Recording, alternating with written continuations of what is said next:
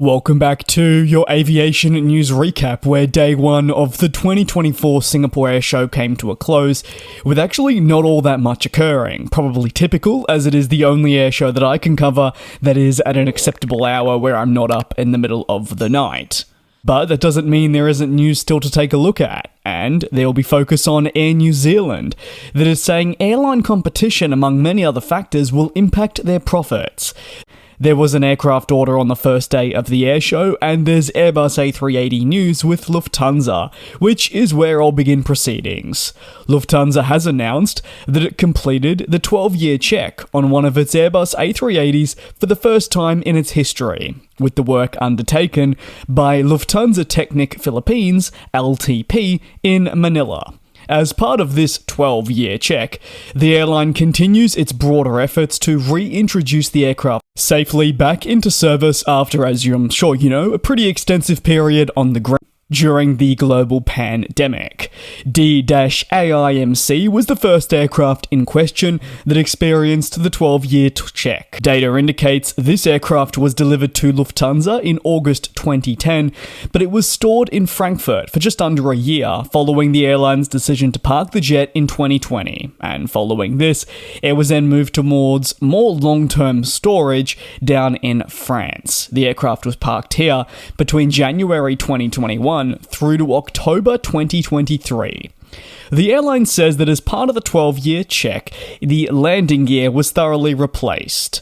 The A380s are home to 5 individual gear assemblies, thus this totals 22 wheels. Through natural wear and tear, and obviously also after an extended period of flying, Lufthansa says these must be changed, especially considering they are highly stressed components. Essentially speaking, they've come to the end of their operational life. Additionally, Lufthansa says it removed all 4 Rolls-Royce Trent 900 engines which are equipped on the A380s. During these checks, there are thorough structural inspections of the wings and where the engines are mounted. Interestingly, this is actually a larger focus than the engines themselves.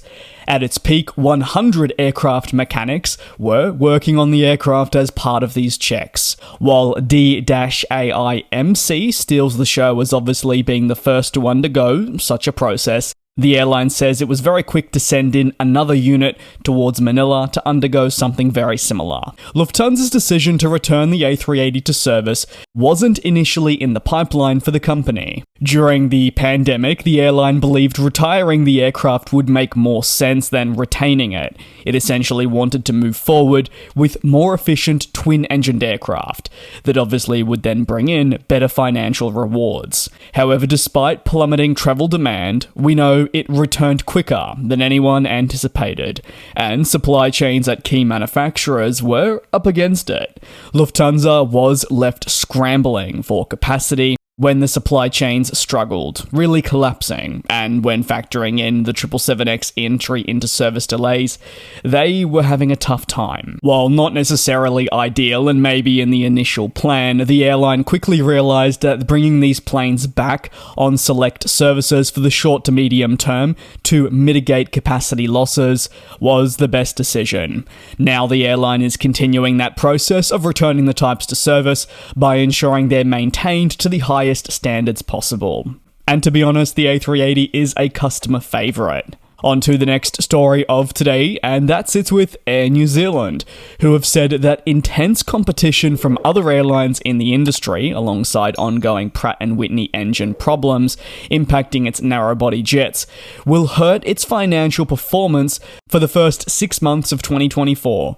While these points do remain part of the significant focus for this video, the company also takes a look at inflation and low domestic demand alongside general maintenance of its network as key catalysts. But let's stick with probably the largest topic of conversation from this, that being other airlines adding a lot of competition for Air New Zealand.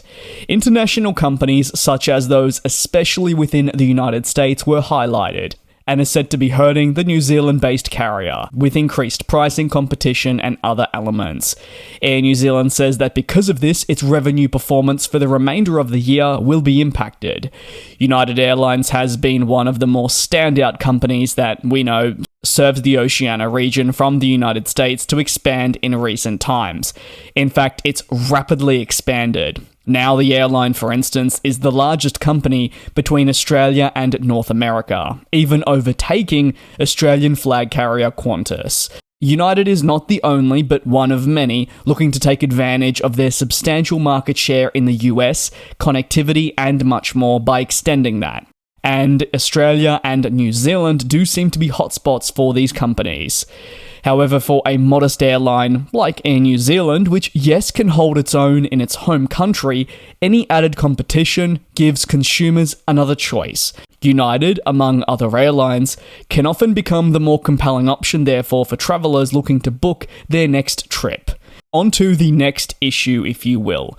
So, during the height of the pandemic, how corporate work was conducted dramatically changed, with businesses forced to improvise and move towards more virtual meetings. And that has continued. Businesses have seen how costs have been able to be cut without needing to fly employees worldwide. In saying that, for some businesses it is still essential, but Air New Zealand are seeing the continued low demand levels for corporate domestic travel, which naturally will affect its financial performance. They'll seek some comfort in knowing that they're not the only ones experiencing something similar. And lastly, Air New Zealand says that they've incurred a $35 million short-term cost. Now, this concerns aircraft leasing alongside contact center resources. It comes as it battles engine difficulties aboard Airbus-produced aircraft. Why? Well, it's thanks to the Pratt & Whitney engine crisis, which is hurting the airline quite a fair bit. On to the final story of today, and that comes back to the 2024 Singapore Airshow, with Tibet Airlines announcing a purchase of up to 50 aircraft from Comac. We do know they've got a strong presence at the show.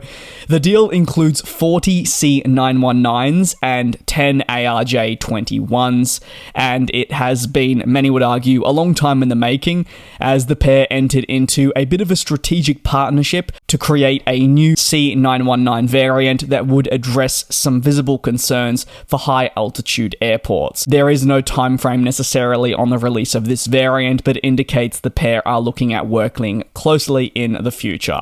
And while Comac will be pleased to welcome in another aircraft order, they continue to stack up for its various programs. It is really struggling to expand outside of China. While we do have Gallop Air, which is a startup from Brunei looking to order the plane, they haven't actually gotten off the ground, so therefore there will continue to be noticeable question marks on the manufacturer and just what its everlasting legacy will be. Do you believe Comac will truly be able to take market share away from Airbus and Boeing in more locations other than China? Or does its success in China just speak volumes about what it is achieving already?